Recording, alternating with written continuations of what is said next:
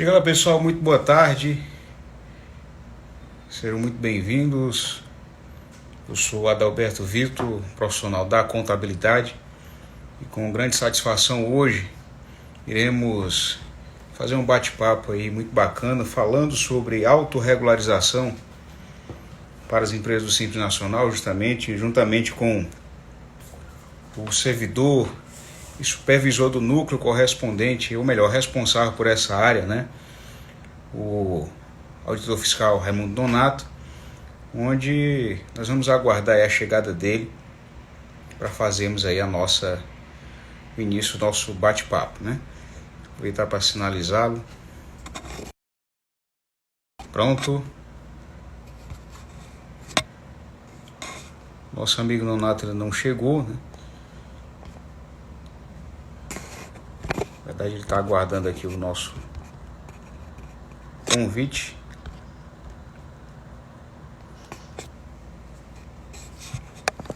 Muito bem, né? Muita gente bacana, né? Uma audiência aí sempre muito qualificada aí do Conselho Regional de Contabilidade. E enquanto o professor, doutor Nonato não chega aqui, nós vamos até fazer uma visão geral referente a essa questão da autorregularização, né, decorrente da Instrução Normativa número 79 da Cefaz, Instrução Normativa 79 de 2019, e eu já até recomendo a vocês que, caso tenhamos aí alguma dúvida, um questionamento, por gentileza, utilize essa caixinha que está aqui embaixo, né, para fazer as dúvidas, que são muitos comentários, né, pedidos de alô e etc. E às vezes acaba que uma dessas questões vem passando batido aí. Muito bem, agora nosso amigo Nonato chegando. Perfeito. Vamos aqui. Nossa amiga Valdem, diretamente aí de Sobral para o mundo. Doutor Nonato, como é que vai? Agora você vai precisar fazer um giro 90 graus aí no aparelho celular, senão nós vamos ficar de pescoço É, torto. é verdade, é verdade. Tudo bem? Isso. Agora tá perfeito. Isso faz parte, né? Essa questão do Faz ao parte, vivo, faz parte. ela requer esses ajustes que ocorrem assim no transcorrer do De última movimento, né? hora. De última hora, vamos dizer de última hora para dizer assim no decorrer do movimento, acho que fica mais É fica mais verdade, suave, tudo bem, né? tudo Pessoal, certo. nós estamos aqui hoje, como disse para vocês, né, com o nosso amigo Raimundo Nonato, que inclusive é supervisor do núcleo responsável pelas análises envolvendo a própria Instrução Normativa número 79, não é, que fala aí da autorregularização, que inclusive existe uma menção dentro da própria resolução do Comitê Gestor, né, que atribui aos estados e ao Distrito Federal o acompanhamento aí das operações envolvendo as atividades relacionadas à empresa do Simples e tudo mais.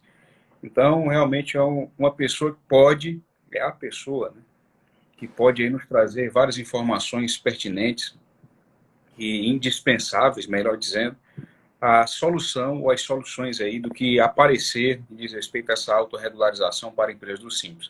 Mais uma vez, muito boa tarde a todos vocês, né, para que possamos até movimentar ainda mais aqui a nossa audiência, encaminha aí essa live utilizando esse aviãozinho que está mais perto do Nonato para a turma, certo? Esse tema aí é de muita relevância. E, doutor Nonato, é com você, uma grande satisfação. Só, Adalberto, inicialmente agradecer o convite do CRC na pessoa do Torrando, né? Ah, E perfeito. que nos dá essa oportunidade. Agradecer também aqui pela presença, né, que nos acompanha também, os colegas que fazem a coordenação de atividade tributária da Secretaria da Fazenda, a COAT, né, e porque também não agradecer a excelentíssima senhora secretária da Fazenda, né, que através de sua gestão nos conduz de forma a gente alcançar os objetivos institucionais e também fazer essa agregação de valores junto com a classe contábil e, por que não dizer, com os contribuintes.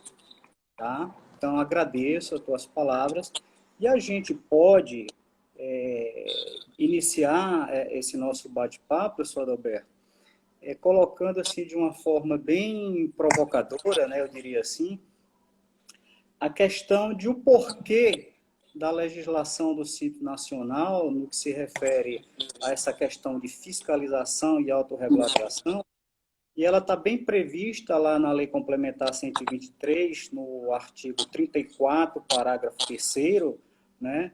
E lá na Resolução 140, no artigo 85, parágrafo 11, né?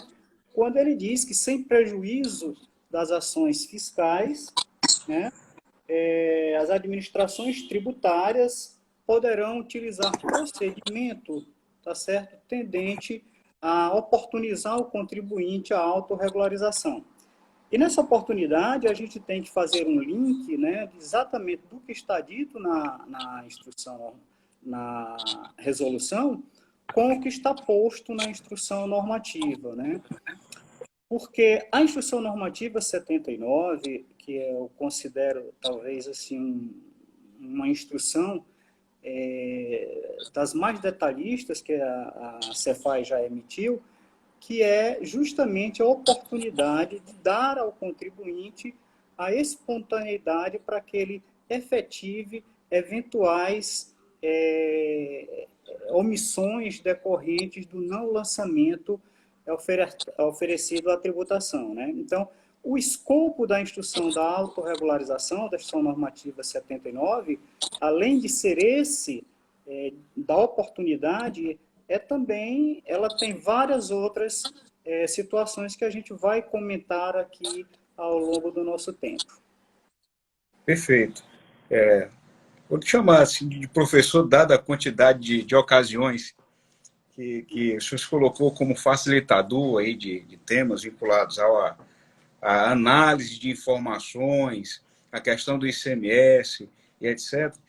Professor Nonato, a questão que a gente pode aqui estabelecer também como não vou dizer como uma questão secundária, mas ela também é norteadora tanto quanto a própria existência, o próprio lançamento da instrução normativa número 79, de 2019, uma das questões aí que a gente pode também elencar como norteadores é o fato de que essa autorregularização ela surge aí com a perspectiva, ela surge com a possibilidade de possibilitar que o contribuinte ele corra atrás aí, de uma eventual, né, não, uma eventual falta, né, de recolhimento a título de tributos aí no que diz respeito ao ICMS, né, em favor do Estado. E aí existem alguns questionamentos sobre essa própria autorregularização, sobre o prazo decorrente aí, o prazo aplicável para que as empresas elas possam operacionalizar essa autorregularização. Alguns contribuintes, eles, inclusive, em outro momento, até ficaram sabendo de forma oficiosa, né, que não existiria nenhuma questão de multa por conta disso e tudo mais. No entanto, houve aí uma questão voltada a alguns desses eventos, né, o evento 379, o evento 380, onde o recolhimento justamente de forma paralela com o DAIS, ou melhor, com o DAI próprio, ele exigia também essa questão da multa. O que é que o senhor tem a dizer, o que é que o senhor tem a considerar sobre essas afirmações do contribuinte ou dos contribuintes? É que eu estou falando, né, além de facilitador de algum conteúdo, também como uma espécie de contribuinte, de agente aí que acaba ligando o próprio fisco ao contribuinte direto, ao contribuinte indireto, né, que o senhor profissional da contabilidade. O que é que o senhor tem a dizer sobre isso nesse contexto aí? A questão da multa, essa exigência, a regularização mediante o pagamento dessa multa de 10%. Comenta conosco sobre isso, por favor. Talvez seja essa uma grande aresta e um grande problema, né, que a instrução normativa trouxe no sentido do contribuinte, né, onde na realidade, o contribuinte se coloca mediante a seguinte situação. Ora, se é autorregularização, o porquê de estarmos aqui a pagar uma multa, né, aquela multa de 10%, que trata-se tão somente, diga-se, e evidencie-se o caráter dela, que ela é meramente uma questão das omissões, das possíveis omissões de receita que estão relativamente à questão da substituição tributária. Então, na realidade, quando nós estamos tratando dos 10% da multa, nós estamos no pressuposto de que em algum momento, tá certo? Dentro daquele período considerado, se houver, por exemplo, o pagamento de ENDAI de substituição tributária, nós considerávamos como satisfeito o pagamento do ICMS. Daí a não exigência e daí a exigência somente dos 10% relativo a essa omissão, não do ICMS. Essa multa, Isso o nome multa autônoma também tem pesado muito, né? É porque a codificação dela, no âmbito da Secretaria da Fazenda, a codificação em si, salvo engano, o Código 7323, ela é de fato considerada como uma multa autônoma, né? Mas voltando ao ponto, a gente tem que considerar, por exemplo, professor, que o Simples Nacional ele transita em dois mundos, né? Ele transita no mundo do ICMS apurado dentro do PG-DAS-D e fora PG-DAS-D. E, ora, a substituição tributária, ela está fora, tá certo? Ela está fora do contexto das apurações. Portanto, ela tem todo um contexto de cobrança fora Simples Nacional.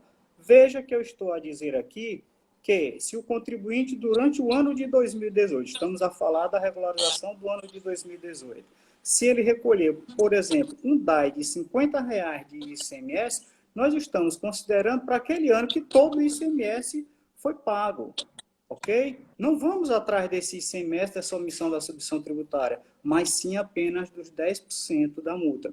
Na realidade,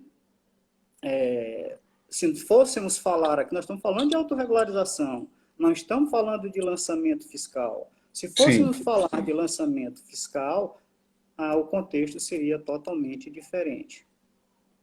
Aproveitando esse gancho, né, e se tratando de um lançamento fiscal estabelecido por falta do recolhimento do tributo, que inclusive, né, o senhor bem frisou, que o próprio ICMS, na forma da substituição tributária, está lá nas espécies de, nas exceções, né, de recolhimento dentro do PG-DAS, ou dentro do próprio documento de arrecadação do Simples, né, onde é que nós identificamos isso? Na própria Lei Complementar 123, lá no artigo 13º, certo? Inclusive lá no inciso número 7, nós vamos identificar melhor, né, a questão envolvendo aí o que é que não, ou melhor, o que é que a empresa do Simples ela também poderá pagar, mesmo estando enquadrada, mesmo tendo optado aí, na verdade só o inciso 13º, né? Eu até cataloguei, eu tenho feito essa referência aqui em um trabalho manual, mas no inciso 13º, esse ICMS devido na forma da substituição tributária, da antecipação e parcial total,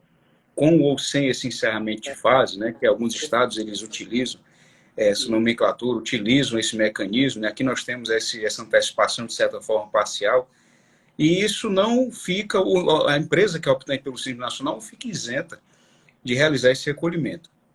Quando a gente, então, fala sobre essa questão aí do lançamento e do reconhecimento do crédito fiscal, digamos assim, né, decorrente da falta de recolhimento disso, quanto é que seria, a gente faz até o questionamento, quanto é que seria, então, a multa aplicável a esse contribuinte, uma vez sendo identificado, ele não atendendo a essa autorregularização, ele desprezando aí essa oportunidade, ou até ele considerando, dentro de um critério assim, que para ele poderia ser injusto, a questão da multa autônoma dos 10%.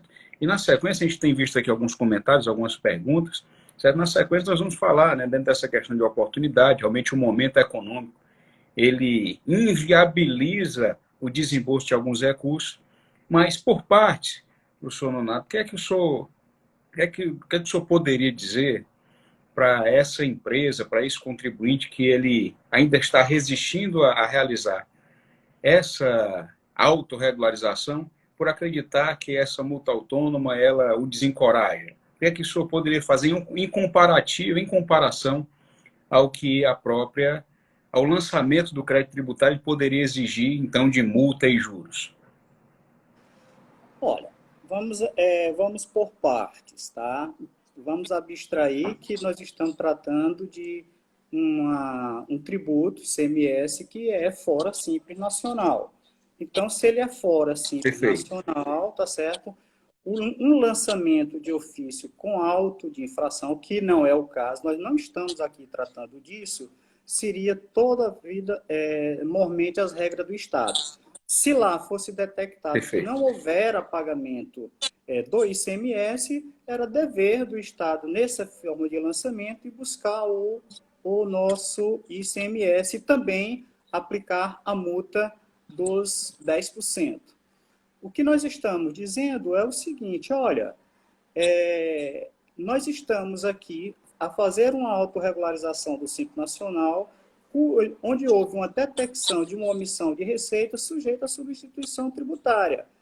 O que é que você vai ter que fazer enquanto contribuinte?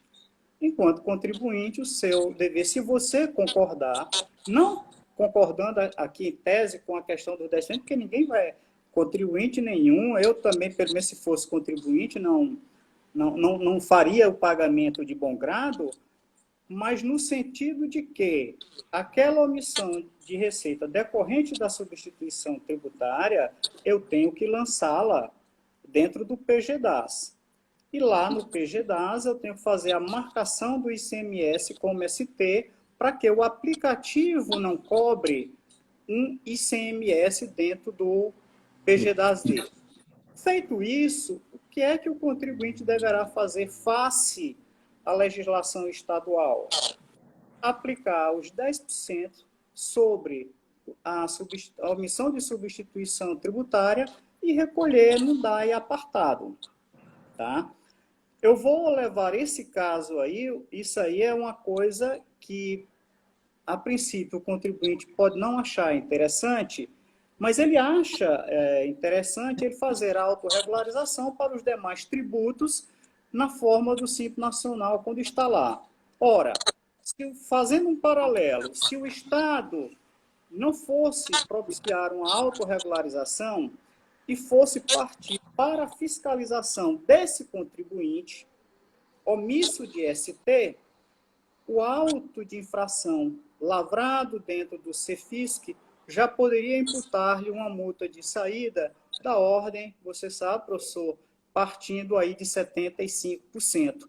E, paralelamente, também cobrar-se-ia, né, o ICMS, caso não fora devido, juntamente com os 10% da omissão. Então, assim, considero, tá certo, que é uma oportunidade única de se fazer um acerto, tá certo, espontâneo com o fisco, olhando do ponto de vista simplesmente da espontaneidade. Perfeito. Fazendo um pequeno link, inclusive até para encerrar, se o senhor permite, sobre essa parte de multa, etc. O contribuinte sabe que uma vez ele retroagindo até o período apontado de omissão, ele vai ter, então, que declarar essa diferença, e no ato de declarar essa diferença, já existirá uma multa decorrente dessa retificação que ele vai, então, executar. Alguns estão entrando aí em uma discussão mais intensa, até pelo fato de que essa multa decorrente aí do acréscimo do próprio tributo, da receita que eu vou então estar declarando, essa própria multa, ela poderia ser considerada como um elemento que já deveria satisfazer, de certa maneira, o fisco, certo? Em substituição a esse próprio ICMS apartado na forma, pago, né? Como o senhor bem disse, apartado na forma aí da multa autônoma. Existe algum contexto aplicável a isso? Como é que tem sido a visão do próprio órgão fiscalizador nesse sentido, considerando que o ato da retificação já vai provocar os juros e multa pela questão aí, né, notória, nós estamos alterando retroativamente um valor pré-estabelecido, um valor que estava lá fixado, já foi declarado em outra hora, também já recolhido. certo? Agora nós vamos voltar no tempo e tal, tudo mais, isso vai ter os juros e multa. Como é que é a visão Profisco quanto a isso? Olha, a visão pro fisco, na realidade, quando você fala voltar no futuro, desculpa, voltar no passado, você está colocando a questão da autorregularização do ano de 2018, né? Sim. De fato, quando você vai, nós estamos em 2020, você vai fazer a efetivação do lançamento do ano de 2018 dentro da autorregularização.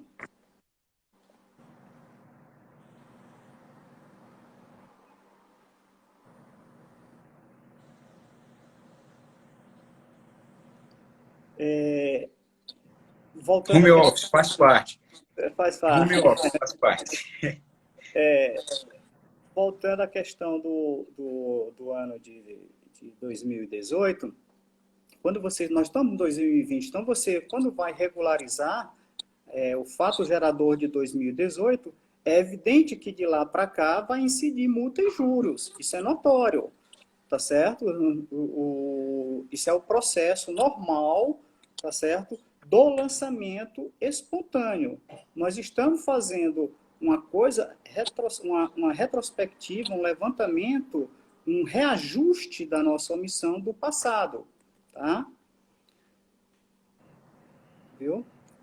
E nessa perspectiva, quanto a essa multa em comparação com essa multa autônoma? Existe dentro aí da visão, como até questionei, Profisco, alguma possibilidade dessa multa, ela dentro do próprio PGDAS, anular essa outra que é recolhida de maneira autônoma? Não existe essa possibilidade, porque nós, como nós dissemos, são institutos diferentes, nós estamos tratando de ICMS diferente. Eu não posso estar tratando do ICMS relativamente ao Simples Nacional e os tributos do Simples Nacional como imposto que é apurado extra Simples Nacional. Então, não tem como você fazer essa adequação, até por impossibilidade jurídica, tá? Impossibilidade jurídica e impossibilidade factual. Eu deixar simplesmente lá dentro somente os tributos federais, tá certo? Dentro daquela omissão, e o Estado não haveria de forma nenhuma a parte dele. Quando eu digo a parte dele, é a parte omitiva da omissão do contribuinte, tá certo? Relativamente aos 10%. Não estamos mais nem preocupados aqui com o ICMS, tá certo? Então, Perfeito, não há compreendo. como a gente Questão que, fazer inclusive, essa adequação. é uma questão que pode avançar para outras discussões a nível litigioso, etc., né, por questões de mérito de alguma das partes e tudo mais. No entanto, fechando esse ponto inicial, né, que sempre tem muitas turbulências envolvendo essa questão da multa autônoma, etc., mas isso já ficou, de certa maneira, decidido, né, pelo menos nessa primeira fase, nessa primeira instância, que existe uma cobrança. E nós vamos passando agora pelo critério também técnico, relacionado à codificação das operações, professor, que foram analisadas para que se chegasse à notificação de alguns contribuintes. Se nós formos, por exemplo, na Profissão Normativa 79, certo? E avançarmos aí até o artigo 4º, ela faz aí, nós vamos falar agora, fazendo referência ao evento 379, né? Que fala aí do custo de mercadoria e tudo mais, e uma vez identificando dentro desse evento 379, que na lista de CFOPs não existem alguns aí que foram considerados, certo? Como, por exemplo, a aquisição de produtos aí para uso e consumo, destinados ao ativo imobilizado, etc., que foi um motivo, a desqualificação desses códigos foi um dos motivos aí de grande queixa por parte dos contribuintes, né, que nós atendemos. Como é que funciona, então, a visão, certo? O próprio sistema informatizado que fez essa leitura e análise, e existe algum motivo de não ter sido considerado esses códigos fiscais? Existe algum propósito dentro aqui dessa estrutura e desse mecanismo de fiscalização que foi usado? Uma vez o contribuinte ele comprovando que fez aquisições com essa finalidade, o que é que ele deve fazer? A gente pode aqui tecer alguns comentários sobre o que é que ele deve realizar, como é que ele deve fazer para justificar isso junto ao fisco. O que é que o senhor tem a nos apresentar nesse sentido, Edson? Eu, inclusive, fui um dos que fiz algumas considerações dentro desse contexto. Não sei se o senhor lembra. É verdade, é verdade. Que, de certa forma, isso aí também aliviaria o trabalho de quem poderia analisar os recursos em momento posterior. Exato. Professor Alberto, é o seguinte, esse trabalho, a gente tem ele como um modelo de um Big Data da Secretaria da Fazenda, né? O colega da TI se empenhou particularmente nesse processo. E ele foi um processo maturado de forma muito criteriosa, muito detalhista. E aí a área de negócios, junto com o pessoal, junto com o colega da TI, se debruçou sobre fazer toda aquela estruturação daquela conta em cima dos CFOPs, como você bem pode observar na instrução normativa. Evidentemente, nós tínhamos, em princípio, como ir buscar esse CFOP ao qual o senhor se reporta, sobre a questão de compra de ativo, de consumo. A gente poderia ir, ter essa informação do contribuinte declarando e buscar ela lá na FD, tá? Nós poderíamos ter ido buscar ela lá. No entanto, há um compromisso, tá certo, da nossa secretária, no sentido de melhorar essa questão das obrigações acessórias, tá? Então, há um pensamento muito forte na casa, isso deve sair logo, já era, salvo engano, para ter saído, sobre a questão de nós podermos dispensar a FD. Ok? Acabar com a FD para o contribuinte do Simples Nacional.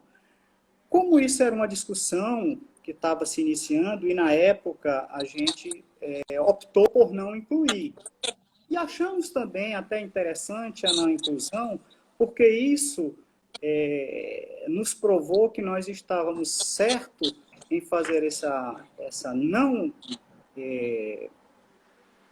lançamento desse código, porque isso nos oportunizou, dentro do processo de autorregularização, como muitas empresas entraram, a gente verificar algumas coisas que aconteceram com bens do ativo. Tá certo? É evidente que nós aceitamos qualquer recurso que comprovadamente tenha lá no CFOP de ativo de um bem comprado para o ativo, isso é inquestionável. Comprou para o ativo, nós vamos lá. Agora, ao longo desse processo, nós descobrimos que alguns CNPJs usavam essas compras de uma forma indevida. Por exemplo, tinha lá uma compra de 3 veículos, tá? Muitos desses veículos, eles estavam lá sem servir, estavam comprados no CNPJ, mas não tinha caixa, por exemplo, suficiente para fazer a cobertura. Ficava nítido, né, que eles foram comprados com receita extra caixa, tá? Mas, voltando a essa questão, é evidente que isso é uma coisa excepcionalíssima, que ninguém age assim, nenhum contribuinte vai de má fé. Muitas das vezes ele age até de boa fé, pensando que aquilo está correto. Uma outra coisa que a gente percebeu muito também na questão dos recursos que nós estamos aprimorando é a questão da utilização no futuro somente quando... Um momento, senhor.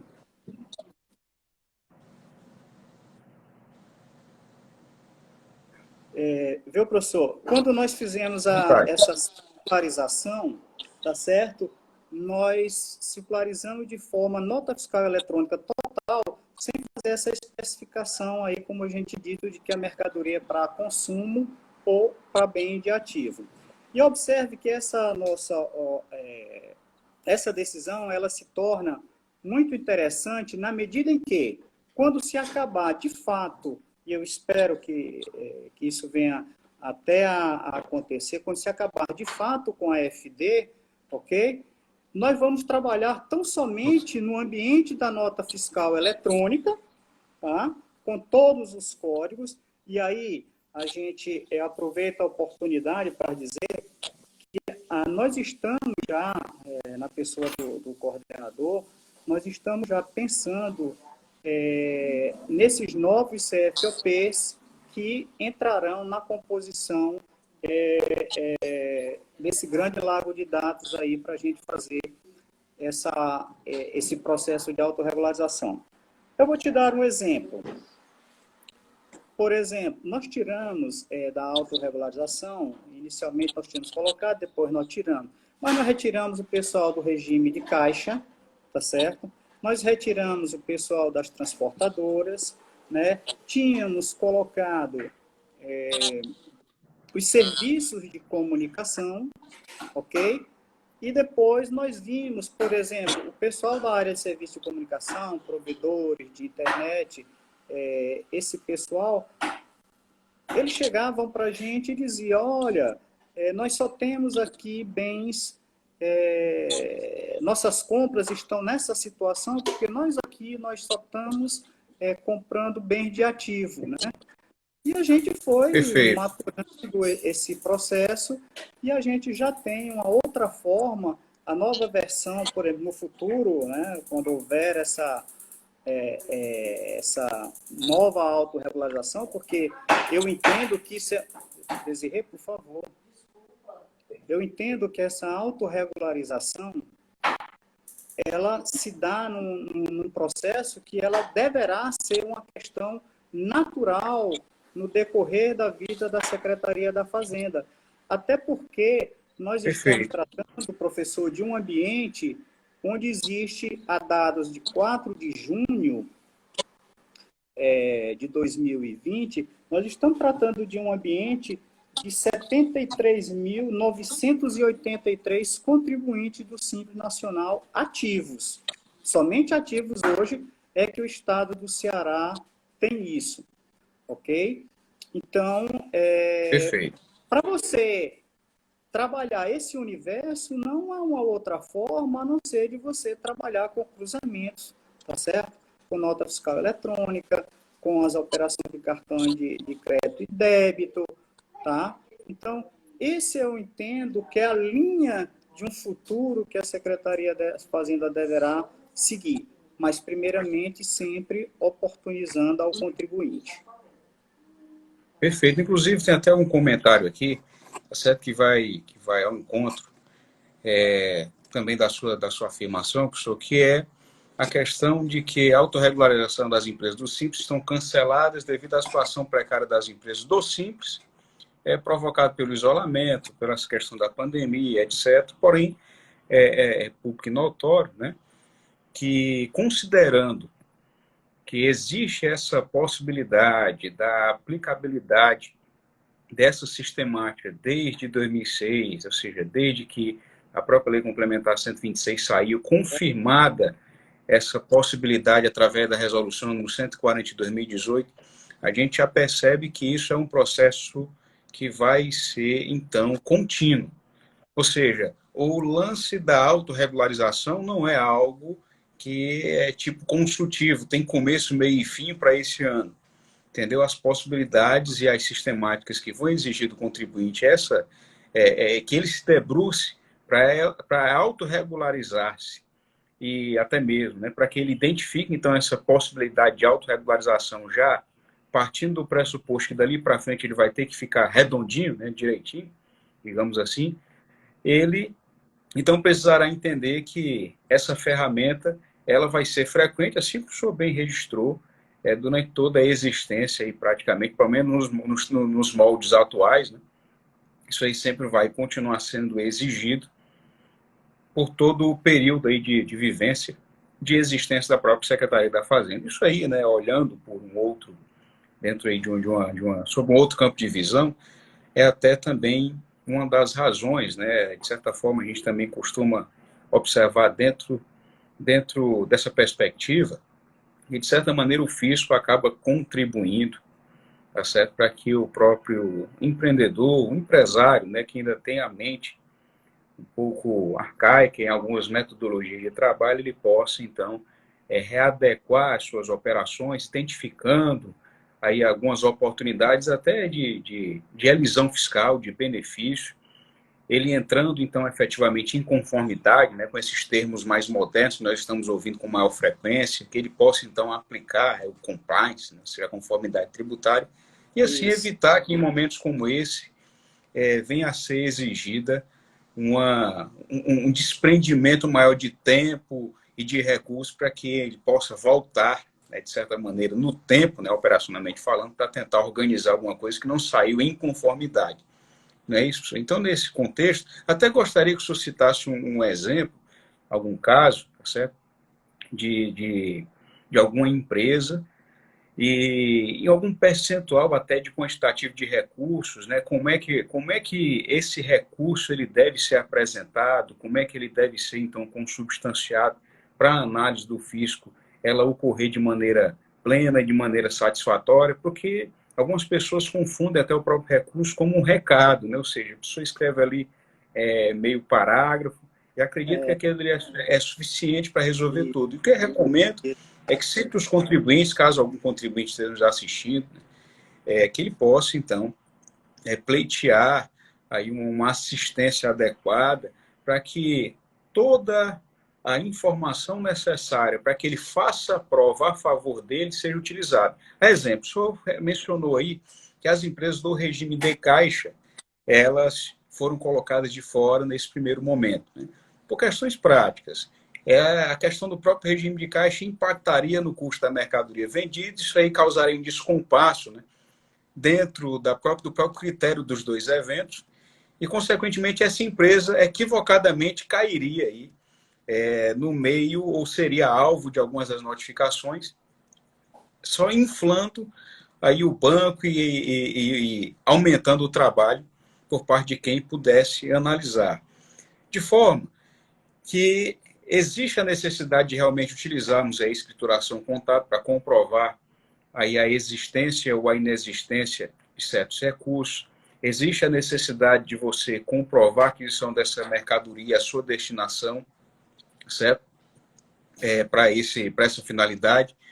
E, dentro desse contexto, quais são as questões aí que o senhor poderia citar de exemplo nesse caso, além da própria situação relacionada essa situação aí das empresas que trabalham com essa questão de links, etc.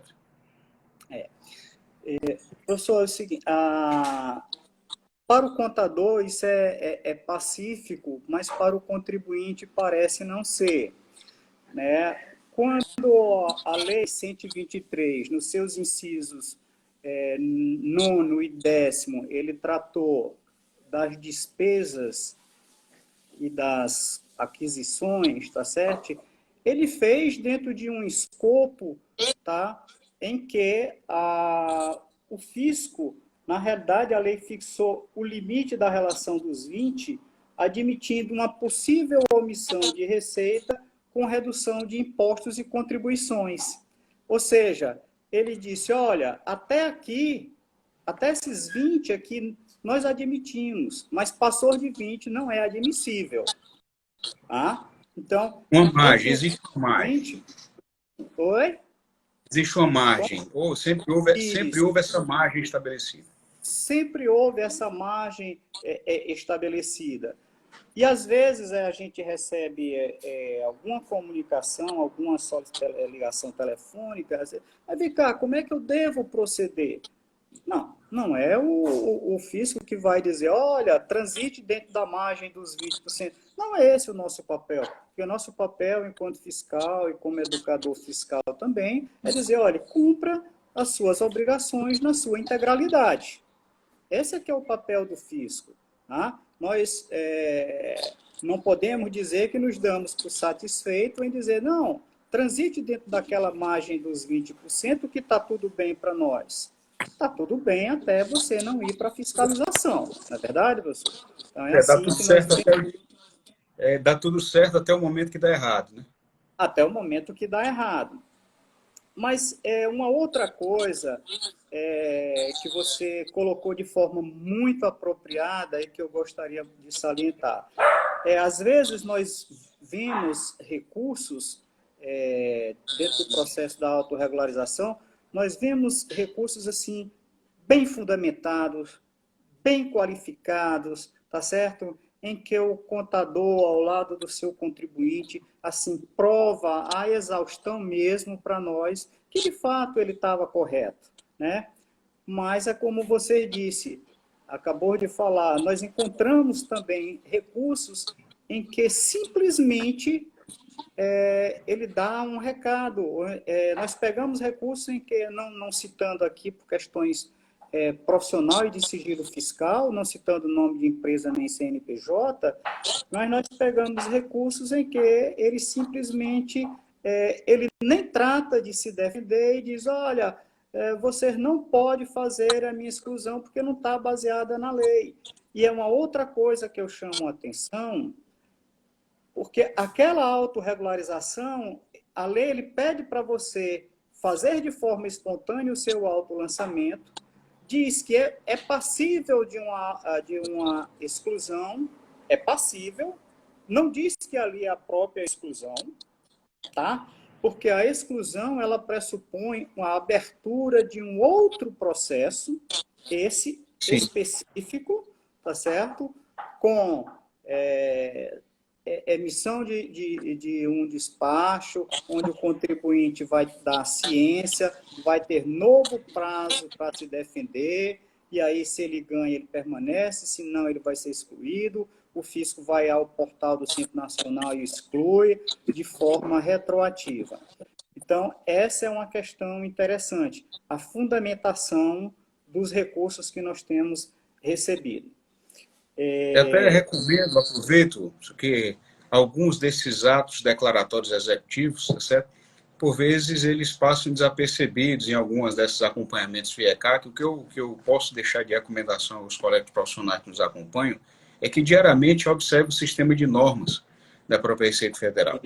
Certo? Esse sistema de normas, várias vezes, em várias oportunidades, ele lança e nós identificamos, inclusive, com os dados da própria empresa, CNPJ, razão social, a situação em que ela recebe algum desses atos declaratórios, onde tem lá especificações. Hoje mesmo sai um, enquadrado, inclusive, né, se você entrar no sistema de normas e filtrar pelos atos de hoje, o sistema de normas da Receita Federal, é simples, você dá um Google aí, bota normas Receita Federal, SIJUT, SI, JUT, que você vai entrar nesse ambiente.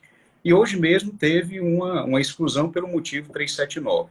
Então, não é um negócio aí, não é coisa de outro mundo, isso aí existe e tem acontecido. Né? Não foi do Ceará, mas ocorre sim.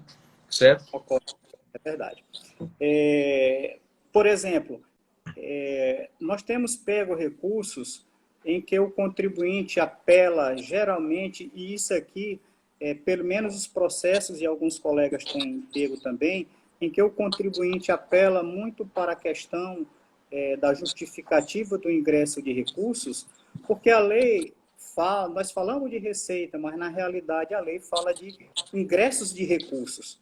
O ingresso de recursos na empresa, ela se dá não somente da forma da sua atividade operacional, digamos assim, ela pode se dar através de um empréstimo bancário, pode se dar através do aumento de capital, ela pode se dar através do empréstimo de mútuo, né? Ela pode se dar através de empréstimo, através de um fundo de investimento, ok? Então, assim, eu sou testemunha de, pelo menos, todos os processos que eu tenho pego do Simples Nacional, todas as empresas que apelaram para a questão de recursos, olhando para o lado de empréstimos, tá certo? Todas elas, e aí eu dou os parabéns, né, a esses contribuintes, e quem está me ouvindo, os contadores dessas empresas que estão me ouvindo, saberão quem são, que todos eles foram provados de forma categórica, onde o contador anexou ao processo de recurso a nota de cédula bancária, tá certo? Crédito tomado lá no BNB, através do Fundo Constitucional do Nordeste, tá certo?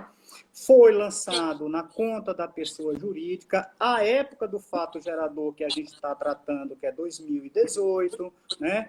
Muitos lançaram no livro caixa, outros não lançaram, né? E aí a gente, como fisco, né, nós temos que olhar também fundamentalmente a questão, a origem do recurso, não somente a questão do recurso em si, mas a origem do recurso é idônea?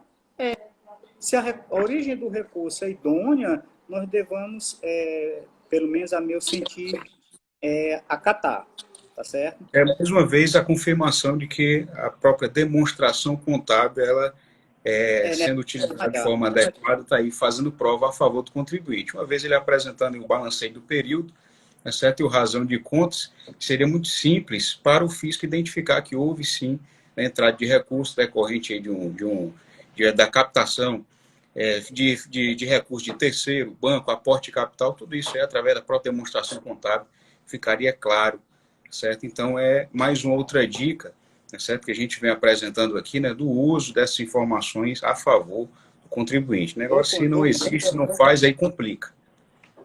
Eu costumo dizer, por exemplo, as pessoas falam muito no livro caixa, o livro caixa ele não faz, ele faz prova a favor do contribuinte, não é a favor do fisco. Um Perfeito. livro caixa idôneo, ele faz prova a favor do contribuinte, né? Bem como o senhor sabe. Mas temos voltando àquela questão do ICFOP, professor, Perfeito. nós tínhamos falado aqui nas empresas, por exemplo, provedores de comunicação, tá certo?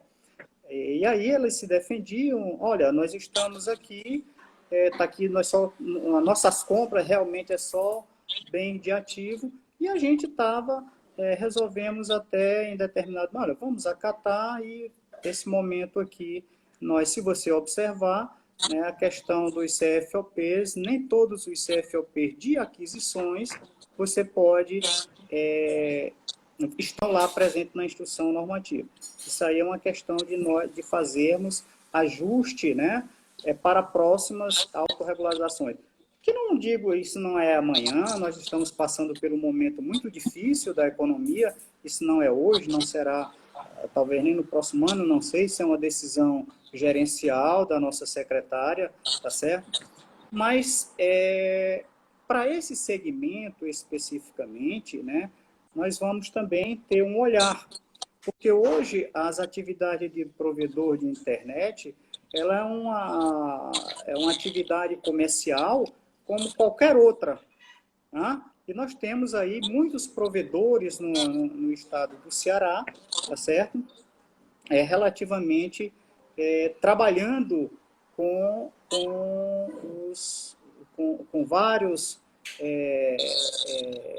adquirentes de seu produto. E aí nós descobrimos não, isso já era pacífico, apenas a gente deixou de lado nesse momento, que geralmente essas empresas de médio e pequeno porte, optante do Simples Nacional, elas fazem as compras verdadeiras dela, além do ser do bem e do ativo, as compras essenciais dela para a consecução de suas atividades, na realidade, são as compras dos links dedicados. É essa a mercadoria delas, né? E que a gente ela faz a aquisição de um montante, é como se um supermercado fosse, você compra aí em saca para vender em saca, em fardo, para redistribuir em quilo, né? O que essas empresas fazem. Ruim é para prestar conta de forma clara e compreensível para o fisco de como isso acontece. E já que o senhor falou de atividades, existe a perspectiva da inclusão ou exclusão de algumas dessas atividades para as próximas notificações? Existe alguma coisa nesse sentido? Dentro do projeto, existe algo assim, professor? Das próximas regularizações. Nesse sentido, considerando que isso é um processo constante. É um processo que haver a inclusão ou exclusão de atividade que nasce, por exemplo, nesse primeiro momento a transportadora ficou de fora. Existe alguma coisa nesse sentido, né? Isso, exatamente. Como você disse, é um contínuo, né? Isso é um aprendizado. Na realidade, o que o fisco pretende é olhar o conjunto de seus contribuintes como um todo. E para isso aí nós precisamos melhorar a nossa malha, né? Isso aqui, na realidade, que nós estamos falando, professor, é nada mais, nada menos do que um processo chamado malha fiscal, tá? Isso aqui é uma malha fiscal onde determinados critérios são aplicados e onde determinados contribuintes entram ou não, dependendo dos critérios aplicados, dependendo das atividades, das finais inseridas dentro do processo, dependendo do segmento, como o senhor acabou de citar a questão das transportadoras, né? Então, isso é um contínuo. Se você observar, digamos, nós estamos tratando aqui da autorregularização de 2018, mas a Secretaria da Fazenda está num outro processo referente ao ano de 2019, só aqui fazendo um parênteses, não entrando em detalhe, no ano 2019 e 2020, né?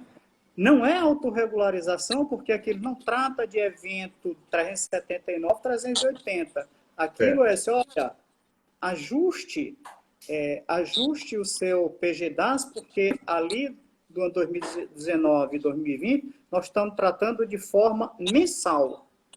Mensal, tá? Lá no ano de 2018, nós estávamos tratando de um período, né, onde existia um estoque inicial, um estoque final. Quanto a relativamente a 2019, 2020, não. O que é que nós estamos fazendo em 2019 e 2018, professor? Só para alegrar os nossos contadores. É o seguinte, nós estamos simplesmente olhando, ó, mês a mês, seu PGDAS do ano de 2019 2020, comparando com as notas fiscais eletrônicas e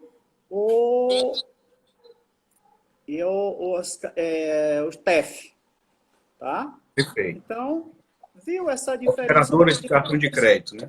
Dados provenientes das operadoras de cartão de crédito. Exatamente. As transferências eletrônicas financeiras. Sim. Então, é exatamente aquilo. Isso ali não é o 379, não é o 380, mas aquilo já é um olhar para dizer, olha, nós estamos te acompanhando mês a mês agora, né? Que eu acho, não sei se vai ser uma tendência, é preciso que a gente avalie os resultados, é preciso que a gente também avalie a fidedignidade do processo. É evidente que todo o processo inicial, ele tem erros e tem acertos, né? E, na dúvida, o Fisco do Ceará, pelo menos até onde a gente tem trabalhado na nossa coordenação, e o Fisco do Ceará é um só, na dúvida haverá sempre o dissenso favorável ao contribuinte. Isso é inquestionável. Nós não somos aqui os donos da verdade, né? O fisco não pode trabalhar como sendo o dono da verdade, né? Ele trabalha em cima de premissas legais, né? Mas veja só determinadas situações onde o fisco ele tem um olhar e tem que ter, no meu entendimento, diferenciado. Veja só, se no ano de autorregularização de 2018, onde nós pegamos o período 1º de janeiro de 2018 a 31 de dezembro de 2018, e digamos que o Adalberto Companhia Limitada faz uma compra no dia 30 de dezembro de 2018.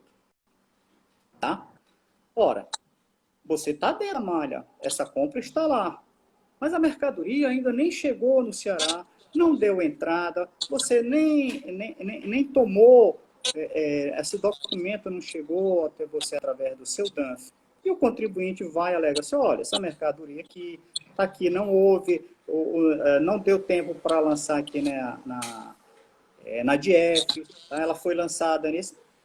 Vida que segue, por quê? Porque nós temos que ter uma compreensão das limitações do processo, até que nós o aperfeiçoemos de forma tal, né, que abarquemos todas as situações. Né? Perfeito. Então, inclusive,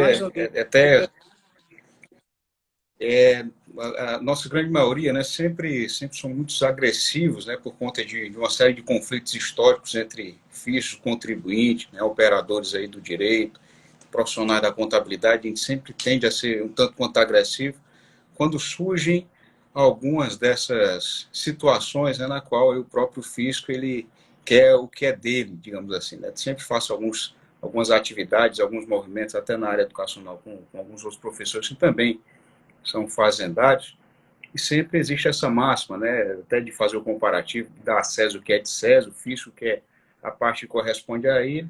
E dentro dessa justiça fiscal, realmente, se você não concordar, você vai para a discussão em litígio, para isso tem contencioso, para isso existe uma série de instâncias aí para você, então, estabelecer essa discussão. Agora, o que a gente pode deixar de registro também pertinente é que não adianta o profissional da contabilidade ele agir com um certo paternalismo favorável ou direcionado ao próprio empresário que atua, que operacionaliza suas atividades de maneira equivocada. Né?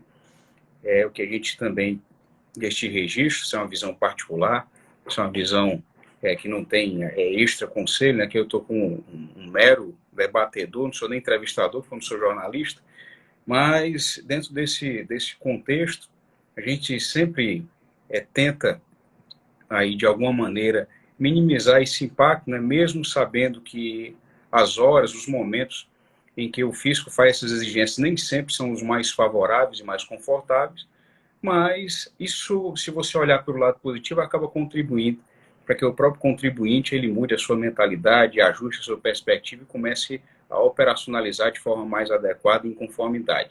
Então, né, dentro desse contexto, pela oportunidade de estarmos aqui, lhe agradeço, inclusive, por estar aí, né, atendendo a esse pleito aí da própria Comissão do Simples Nacional, na qual nos fazemos presente, convidando aos profissionais que continuem participando aí das atividades realizadas pelo Conselho. Fico para suas considerações finais. Eu só agradeço em nome aí da própria comissão, em meu nome, em nome do nosso coordenador da Comissão do Simples, Orlando Silveira, as considerações finais com a seu critério. É com o senhor. Ok, muito obrigado, Adalberto. Relativamente a essa questão que você falou da difícil contribuinte, creio eu que a gestão da Secretaria da Fazenda, na pessoa da doutora Fernanda Mara, ela tem se portado de uma forma espetacular no que tange a essa relação fisco-contribuinte e tem orientado todo o seu corpo gestor no sentido de fazer e dar sempre o melhor tratamento e o melhor atendimento. Eu sempre fiz, professor, e sempre disse ao longo da minha vida na instituição, eu disse que atender bem ao contribuinte não é simplesmente ser educado, mas é resolver o problema dele, né? Atender bem passa pela resolução do seu problema. Não adianta o fisco fático ser isso, ser aquilo, mas no fundo ele não resolveu o problema, ele não foi cioso, né? Nessa situação. Se chega um problema, isso pode, isso não pode, de forma urbana. Mas aquilo que é possível, tá certo? Dentro da linha da legalidade, toda a administração tributária, ela está sempre, entendo eu, que se não está, deveria estar a apoiar o contribuinte. Eu aproveito essa oportunidade, professor Adalberto, para dizer aos senhores contadores que o REDICIM, nós temos aí um problema do REDICIM, e a Secretaria da Fazenda está fazendo um comunicado relativamente ao REDICIM, que seria interessante os profissionais da contabilidade darem uma olhada nele, porque é um processo sobre a qual... Nós estamos no último minuto, até para informar aqui, né? É um processo Temos um minutinho fechado. É um processo sobre a qual é novo, tá certo? E que demanda, tá certo? Uma boa relação e de entendimento. E o que a gente está percebendo nessa questão do Rede Simples é muito provável uma falta de comunicação. Queria agradecer essa oportunidade e convidá-los a que vocês deem uma olhada nesse comunicado. E agradecer ao doutor Orlando, na pessoa que é representante do CRC, pelo convite que me dispôs a estar aqui junto conosco. Espero, de alguma forma, ter sido útil, professor, e ter contribuído. Isso realmente é de muito bom grado. Foi excelentes exposições, aí, boas dicas, né, até para a construção de formações e de aplicação em recursos e etc. Queremos outros momentos como esse, com o senhor, com a sua presença. Até breve E tudo de bom, saúde e paz aí para vocês e para todo mundo. Agradeço também a todo mundo que nos assistiu. Felicidade, até breve. Felicidade a todos nós. Um abraço.